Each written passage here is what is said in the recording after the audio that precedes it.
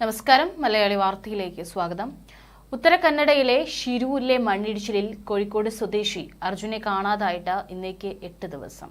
കൂടുതൽ റഡാർ ഉപകരണങ്ങൾ എത്തിച്ച് അർജുനായുള്ള തെരച്ചിൽ ഇന്നും തുടരും. ഇന്നു മുതൽ പുഴ കേന്ദ്രീകരിച്ചാണ് തെരച്ചിൽ നടക്കുക. സൈന്യത്തിന്റെ നേതൃത്വത്തിലായിരിക്കും തെരച്ചിൽ. ഇന്നലെ വൈകിട്ടോടെ പുഴയ്ക്കടിയിൽ നിന്ന് പുതിയ സിഗ്നൽ കിട്ടിയിരുന്നു.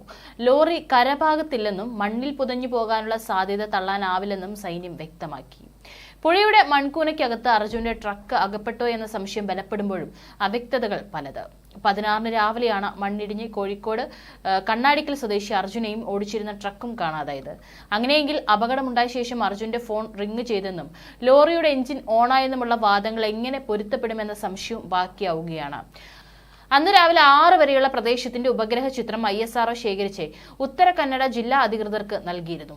ആ സമയം അർജുൻ ട്രക്ക് പാർക്ക് ചെയ്തിട്ടുണ്ടെങ്കിൽ അതിന്റെ സ്ഥാനം അറിയുന്നത് പുഴയിലെ തെരച്ചിൽ നിർണായകമാകുമെന്നാണ് പ്രതീക്ഷയുണ്ടായിരുന്നത്. എന്നാൽ ഈ ഉപഗ്രഹ ചിത്രം ഗുണകരമായില്ലെന്നും വിലയിരുത്തലുണ്ട്. അതിനിടെ ഷിരൂരിൽ മണ്ണിടിച്ചിലുണ്ടായ ദിവസം പുലർച്ചെ അർജുന്റെ ട്രക്ക് കടന്നുപോയ റോഡുകളിലെ CCTV ദൃശ്യങ്ങൾ പുറത്തുവന്നു. അപകടമുണ്ടാകുന്നതിന് മുൻപുള്ള CCTV ദൃശ്യങ്ങളാണ് പുറത്തുവന്നത്. കന്യാകുമാരി പൻവേൽ ദേശീയപാതയിലെ വിവിധ പെട്രോൾ പമ്പുകളിൽ നിന്നുള്ള ദൃശ്യങ്ങളാണിത്. ഷിരൂരിന് ഏറ്റവും അടുത്തുള്ള പമ്പുകളിൽ വ്യക്തമായ CCTV ദൃശ്യങ്ങളിൽ അർജുന്റെ ട്രക്ക് പോകുന്നത് കാണുന്നുണ്ട്. അർജുന്റെ ട്രക്കിന്റെ സഞ്ചാരപാത ഏതാണ്ട് ഇതിൽ നിന്ന് വ്യക്തമാണ്. ബലഗാവിയിൽ നിന്ന് വന്ന ട്രക്ക് 16 പുലർച്ചെ 1:42 2:46 കടന്ന് പോകുന്നതാണ് ദൃശ്യങ്ങളിലുള്ളത്. അതിനിടെ സൈന്യം ഇനിയും രക്ഷാപ്രവർത്തനത്തിൽ സജീവമായി ഉണ്ടാകും.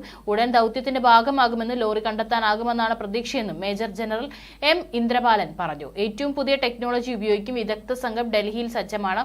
ഉപകരണങ്ങൾ എത്തിക്കാനുള്ള അനുമതിക്ക് കാത്തിരിക്കുകയാണെന്നും അദ്ദേഹം പറഞ്ഞു. ഇസ്രോ കൈമാറിയ ദൃശ്യങ്ങളിൽ നിന്ന് സൂചനകളില്ലെന്നും ഉത്തര കന്നഡ ജില്ലാ കലക്ടർ ലക്ഷ്മി പ്രിയ പറഞ്ഞു. ദുരന്തം നടന്നതിന് മുൻപും ശേഷമുള്ള ചിത്രങ്ങൾ ജില്ലാ ഭരണകൂടത്തിന് കിട്ടി. ദുരന്തം നടന്ന ദിവസം പുലർച്ചെ 6 മണിക്കുള്ള സാറ്റലൈറ്റ് ചിത്രമാണ് ഇസ്രോ കൈമാറിയത്. 16 പുലർച്ചെയുള്ള ചിത്രങ്ങൾ ആകെ കാർമേഘം മൂടിയ നിലയിലാണ്. മണ്ണിടിച്ചിലുണ്ടായ സ്ഥലത്തെ ദൃശ്യം ഒന്നും കൃത്യമായി ലഭിച്ചിട്ടില്ലെന്നും ജില്ലാ കലക്ടർ പറഞ്ഞു. ആ ദൃശ്യത്തിൽ നിന്ന് അർജുന്റെ വാഹനം അടക്കം കണ്ടുപിടിക്കാൻ വഴിയില്ല. ദുരന്തശേഷം ശേഖരിച്ച സാറ്റലൈറ്റ് ദൃശ്യം ലോറി വീണ്ടെടുക്കാൻ ഉപകരിക്കും. ജില്ലാ ഭരണകൂടം ആവശ്യപ്പെട്ട പ്രകാരം മേഘങ്ങളില്ലാത്ത സമയത്ത് നദിയുടെ ചിത്രങ്ങൾ RCS പകർത്തിയിട്ടുണ്ട്.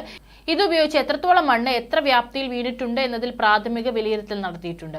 ആ വിലയിരുത്തലിന്റെ കൂടി അടിസ്ഥാനത്തിലാകും പുഴയിലെ തെരച്ചിൽ നടക്കുക. കാണാതായ കോഴിക്കോട് സ്വദേശി അർജുനും ലോറിയും കരയിലെ മൺകൂനയ്ക്കടിയിലില്ലെന്ന് ഇന്നലത്തെ തെരച്ചിലിന്റെ അവസാനമാണ് സൈന്യം സ്ഥിരീകരിച്ചത്.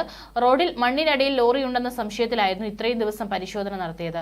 കഴിഞ്ഞ ദിവസം 98% മണ്ണും നീക്കിയെന്നും ലോറിയുടെ സാന്നിധ്യമില്ലെന്നും കർണാടക സ്ഥിരീകരിച്ചിരുന്നു. എന്നാൽ സൈന്യം എത്തിയതോടെ പ്രതീക്ഷ കൂടി. പക്ഷേ പ്രതീക്ഷയ്ക്ക് മങ്ങലേൽപ്പിച്ചുകൊണ്ട് ലോറി കരയിലില്ലെന്ന് സൈന്യം സ്ഥിരീകരിക്കുകയായിരുന്നു. തെരച്ചിൽ 7 ദിവസം പിന്നിട്ടിട്ടും അർജുനെ കാണാത്തതിൽ വലിയ നിരാശയിലാണ് കുടുംബം.